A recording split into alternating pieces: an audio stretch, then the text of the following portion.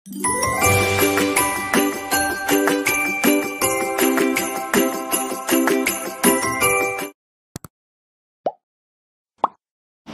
assalamualaikum. Waalaikumsalam. Mbak Yuli ya? Nggih, bagaimana? Oh ganteng. Mau konsultasi gitu Mbak Yuli. Boleh. Ini sekalian tak rekam terus nanti masuk YouTube boleh? Tapi nggak apa, cuma suara doang kan? Yes, betul sekali. Mana mukanya sampean kan enggak kelihatan, Mbak. Yang penting jangan sebutin nama dan identitas siapapun, selingkuhan, pacar, tetangga, agent, jangan disebut gitu. Kalau cerita nggak apa-apa. Gimana? Mana tahu kisah sampean ada yang mengalami yang sama terus mendapatkan Banyak. sedikit solusi ya. Kelihatannya banyak. Iya. Lanjut, Mbak. Gimana? Masalahnya apa ini? Gini kan, saya kan sama mantan kan udah dari 2018 bulan 4 itu kan udah nggak udah nggak ada hubungan kan, udah nggak kontak juga, terakhir itu bulan 4 itu kan. Udah nggak ada komunikasi lahir dan batin. Iya, soalnya kan aku di sini, dia juga nggak tahu di mana gitu, di Indonya itu. Terus? Nah terus udah lama gitu kan, tahu-tahu kan ngechat gitu, cuma nanyain mau ngurus gitu, tapi dianya itu nggak di rumah, katanya nggak sempet. Dia mau ngurus tapi nggak diurus-urus sampai sekarang gitu. Lah terus belum lama itu dia ngechat lagi gitu, mau ngambil surat nikah itu loh, dia mau ngurus. Tapi udah disiapin belum juga gitu kan, aku kan loh ini mau ngurus apa enggak, terus saya nanya gitu, lah yang mau ngurus siapa gitu kan. Ya nanti tak urus, aku pulang 2 minggu, saya kan sibuk, dia bilang gitu. Dia bilang gitu kan ngomongnya. Terus apa gimana, apa kamu mau nyewa pengacara atau gimana kan, aku gitu kan. Nah dianya bilang enggak lah, buang-buang uang aja, sayang uangnya banyak pengacara gitu. Nah kalau apa mau bagi 2 apa gimana, yang penting kan selesai gitu kan, aku bilang gitu. Nah terus dia bilangnya nggak usah lah, uang kamu simpan aja, nanti tak urus aku juga udah mau nikah gitu, dia bilangnya gitu. Tapi kan nggak tahu mau nikah apa enggaknya kan, nggak tahu gitu kan. Nah terus akhirnya aku pikir-pikir ya udahlah, aku aja yang ngurus daripada kayak gitu. Udah 2 tahun terakhir ini nggak diurus-urus gitu loh. Oke. Sampai Terus punya aku anak? nanya, Sampai punya anak? punya. Biarin dong. Terus? Tapi kan dia udah nggak pernah ngasih duit juga, selama itu semua aku yang nanggung gitu loh. Intinya aku nanya, berarti kan kenal baik, selesai baik dia iya gitu, dia bilang gitu. Dia itu apa dulu tuh nggak tahu ya, kan aneh, dia itu anehnya tuh gini. Dia itu kan janjinya kan saya kerja, dia di rumah, nanti dia kerja buat kebutuhan di rumah gitu kan. Tapi nyatanya saya kerja tuh dia nggak kerja gitu loh Mbak Yuli. Nah terus dia malah gini, dia terpengaruh belajar apa itu, ilmu atau apa gitu loh Mbak Yuli. Dia bilang kalau kayak gini kan, dia bilang kan nanti kalau jadi orang pintar tuh banyak yang datang gini-gini, pokoknya lucu lah, gak masuk akal, lucu gitu. Terus akhirnya ya udahlah, aku nggak mau bahas-bahas itu, udah biarin, udah lewat lah, biarin aja gitu. Yang penting kan selesai kan, udah nggak ada hubungan, yang penting kan udah selesai gitu. Toh secara agama kan udah talak juga gitu kan, udah nggak ada hubungan gitu. Cuma ngurus itu doang. Nah nanti pertanyaannya kan, kalau misalnya ngurus dari Indo, terus perlu surat apa gitu yang misalnya diperlukan dikirimkan ke Hong Kong tuh, kalau minta stempel itu di mana gitu? KJRI. Dari awal diceritainnya. Sebentar kan dia tanya, kita jawab dulu. Di KJRI. Kayak gitu. Iya. Terus sampean Indonesianya mana? Indonesianya Kendal, Jawa Tengah.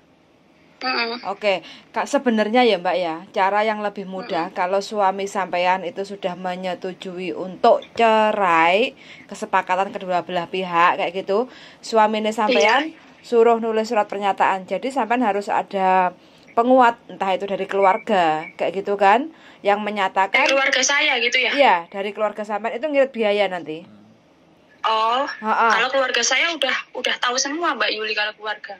Iya, maksudnya nanti sampean minta tolong ke desa kayak gitu, Pak Wone apa Pak Cari apa Pak RT nih kayak gitu kan, nulis surat keterangan bahwa hubungannya itu sudah nggak baik, terus suaminya itu atas nama siapa menyetujui untuk perceraian secara damai, jadi tidak ada tuntutan apapun kayak gitu. Iya kan? Terus untuk perceraiannya nanti diwalikan, biasanya Pak Mudin juga bisa itu nanti ngasih solusi. Itu untuk biaya yang lebih mudah. Jadi untuk proses perceraiannya nanti diwalikan ke keluarga sampean kayak gitu. Kalau memang dari pihak sana. Yang penting suami sampean tanda tangan menyetujui untuk perceraian dan tidak ada tuntutan apapun. Jadi nanti keluarganya nanti diwalikan kan. Jadi keluarganya sampean nanti yang datang ke apa itu namanya perceraian, pengadilan, tempat pengadilan perceraian. Itu biayanya memangkas biaya yang lebih murah sekali kayak gitu Mbak ya. Itu yang pertama. Terus yang kedua, kalau memang keluarga sampean nggak mau ribet, nggak mau direpotkan kayak gitu kan, mau nggak mau sampean harus pakai pengacara kayak gitu. Pakai pengacara, terus nanti dari pihak pengacara mungkin akan telepon ke sampean, tanya kronologinya itu seperti apa. Kan sebuah pengacara itu kan harus nulis keterangannya, alasannya apa sampean sampai cerai ini dan begitu, wes pokoknya kayak gitu kan, tulis. Terus habis itu karena posisi sampean di Hong Kong, nah sampean harus ada surat keterangan domisili bahwa sampean itu sekarang lagi di Hong Kong bekerja kayak gitu kan.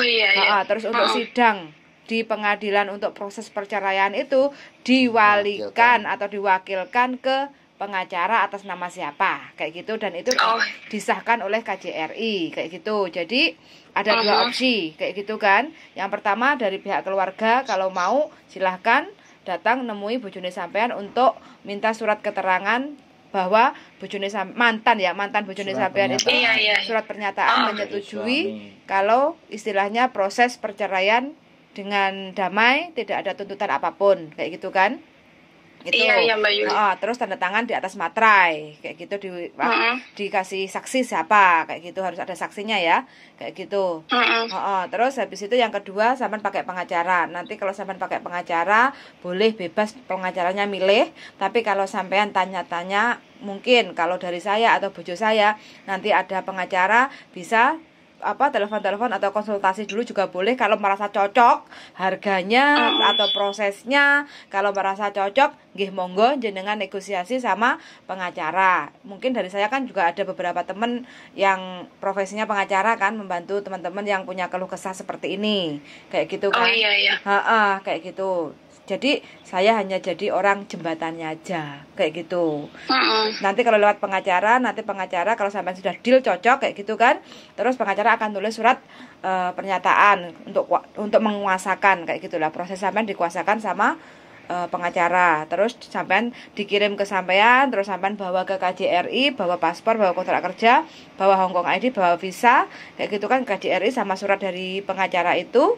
Terus minta ke KJRI untuk job stempel kayak gitu sekitar 1 minggu kayak gitu.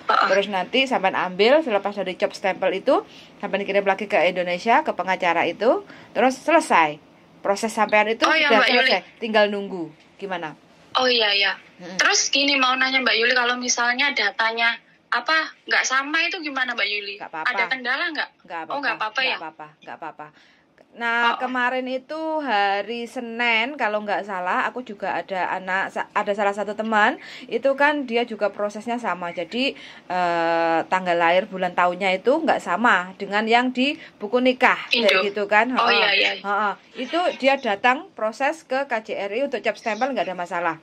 Nanti coba deh dia tak WA-ne mau ngobrol sama sampean apa enggak atau bagaimana kayak gitu. Tapi nggak ada masalah, Mbak.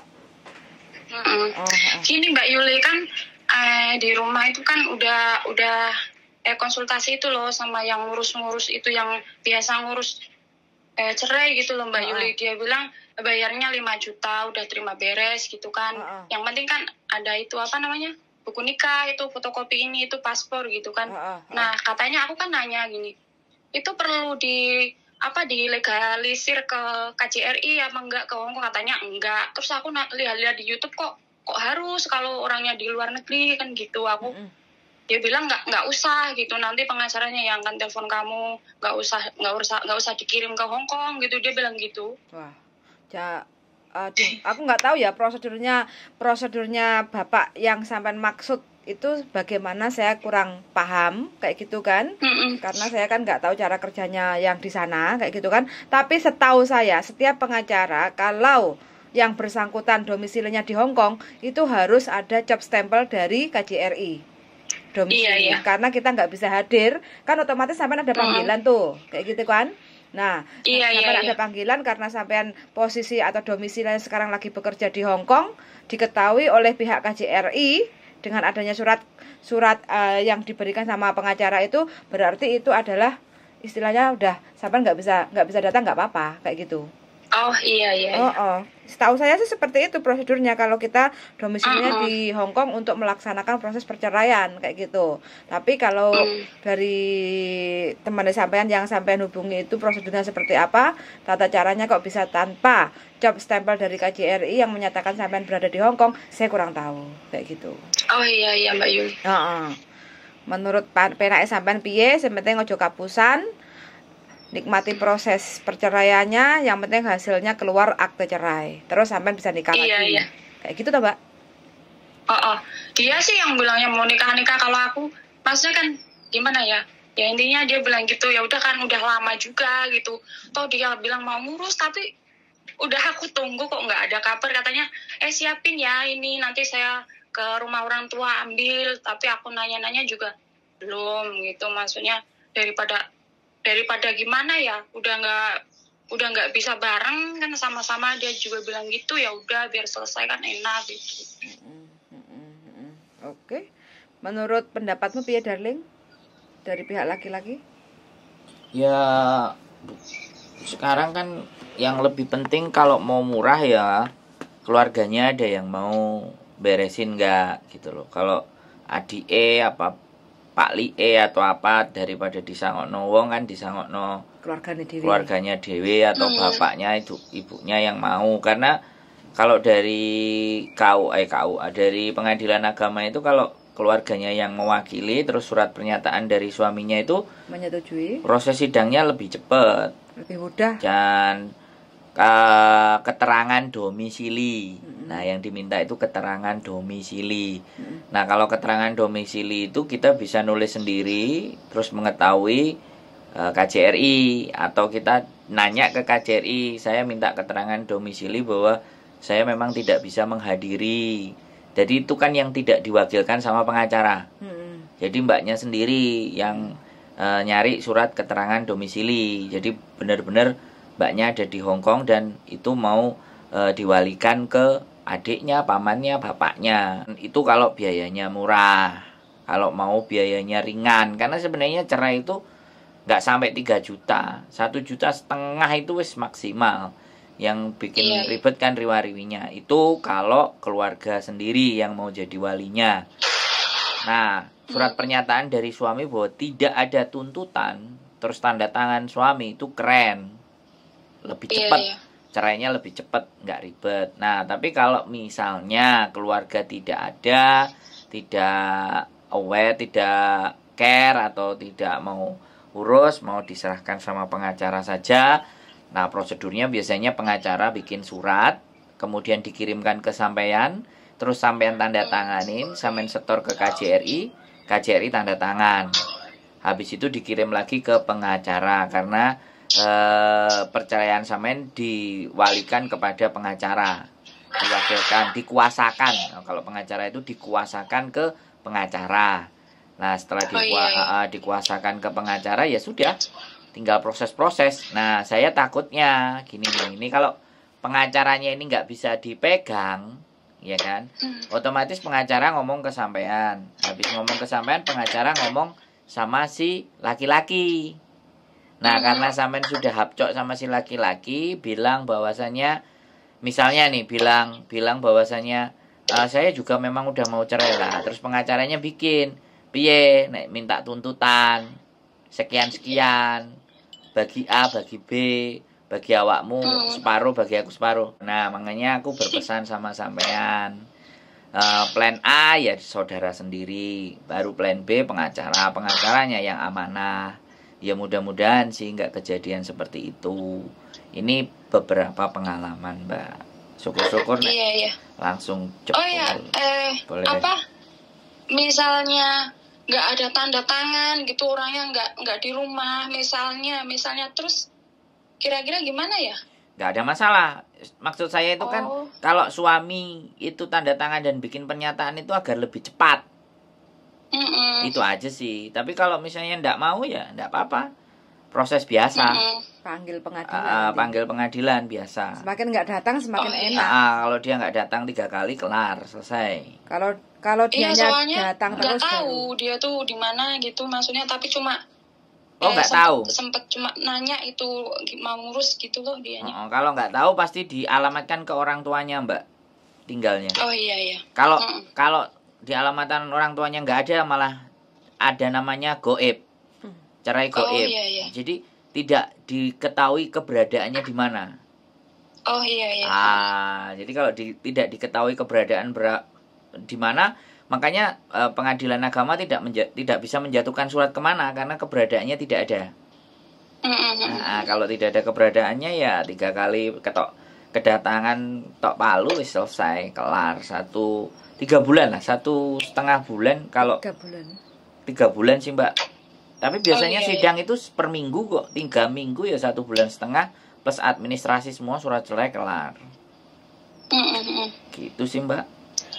Oh iya Mbak Yuli, misalnya minta stempel KJRI itu lantai berapa ya? Lantai 4.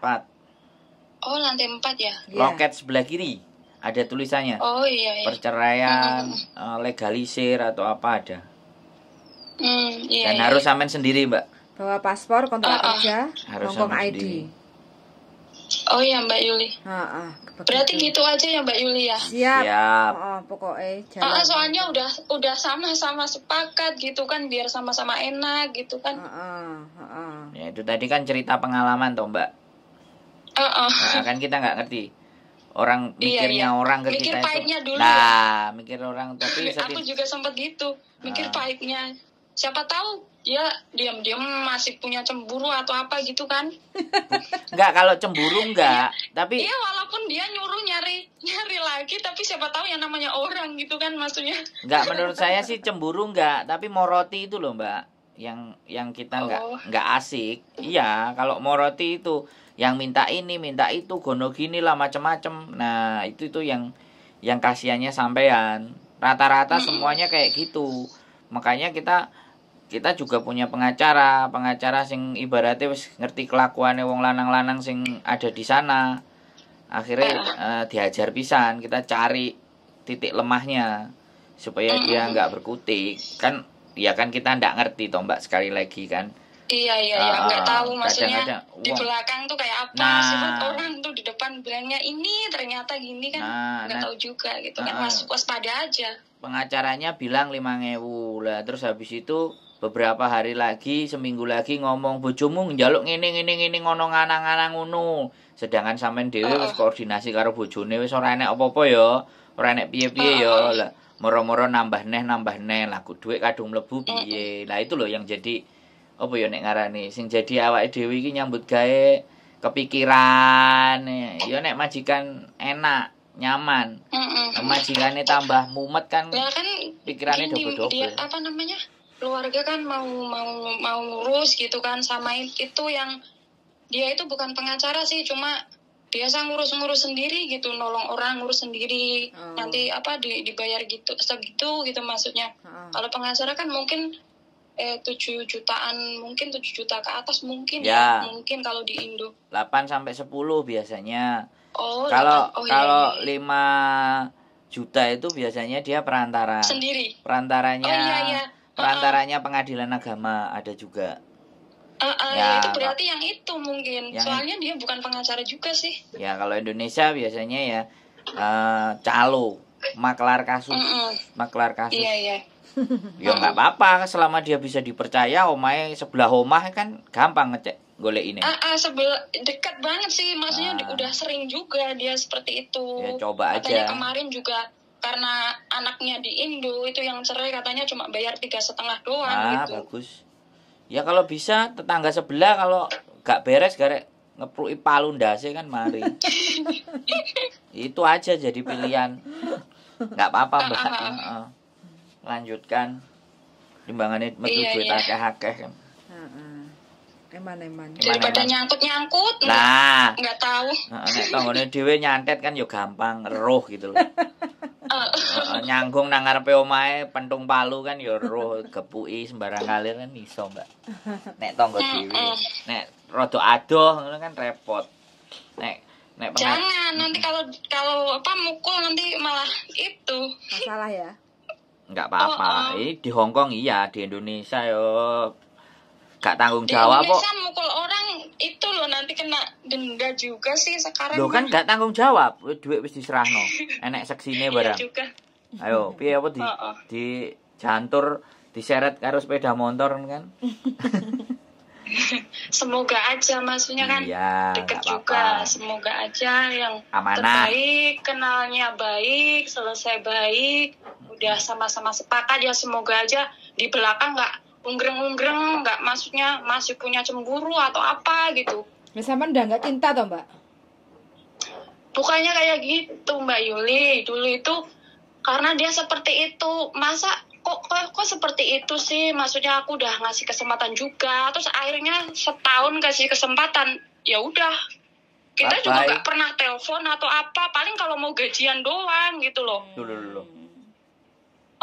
Terus akhirnya aku pasrahin dia sama orang tuanya. Aku bilang, Bu, ini anaknya tak pasrahin, aku udah nggak bisa, istilahnya nggak bisa apa ya, nasihatin dia, aku bener-bener udah habis kesabaran gitu. Terus ibunya tuh marah-marahin dia juga gitu, orang tuanya tuh.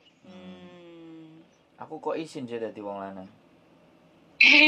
Ya bukan jenengan maksudnya itulah aku lagi ngomongin mantan itulah. Enggak Mbak, kalau aku jadi pribadi laki-laki yo kere tapi mosok yo njaluk duit terus menengae izin lah. Enggak pernah komunikasi soalnya apa ya, sampai aku tuh nyari-nyari dia tuh lewat teman-teman gitu. Maksudnya tuh kalau kok nggak bisa komunikasi gini, cuma kalau mau gajian gitu kan, sama belum gajian aja udah mau kirim kapan gitu. Dulunya tuh kayak gitu kan. Terus akhirnya kok gini amat ya, aku bilang gini sampai ya gimana ya, ya pegel juga sih, marah gitu akunya tuh. Terus dia bilang kayak gitu ya, terus dia ya saya seperti ini, kalau mau ya terserah, kalau nggak mau ya nyari laki-laki lain. Itu sering banget kata-kata seperti itu dulunya. Sering banget ya digas sering langsung wes ada rem. Digas, bener sumpah rem. Sering banget. Oke, siap. Seperti itu Mbak. Semangat. Wes pokoknya wes semangat, aku nyari duit bertahun-tahun sendiri, aku semangat. Habis ini orang Hong Kong datang. Ini orang tua. Habis ini orang Hong Kong datang Mbak sama sampean.